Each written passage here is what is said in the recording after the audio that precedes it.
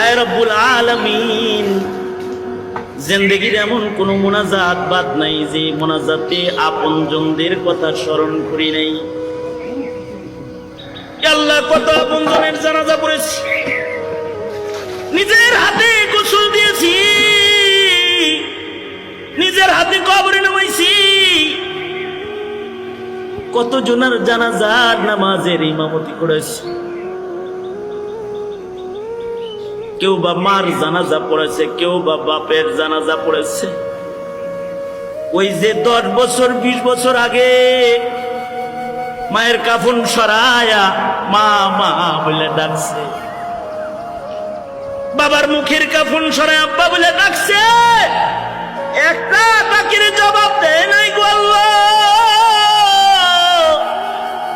দরজা জানালা ঘরে যে সে পড়ছে, জীবনের তরে ডাক বন্ধ হইছে।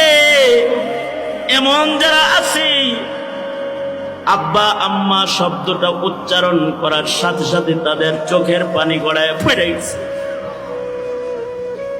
আয় রব্বুল আলামিন, মরা মা বাবার চেহারাটা চোখের সামনে ভাইসা উঠছে, তো কান্দে দিছে। আল্লাহ, মেহেরবানি করে তাদের মা বাবার কবর গুলা তুমি জান্নাতের বাগান বানায় দাও।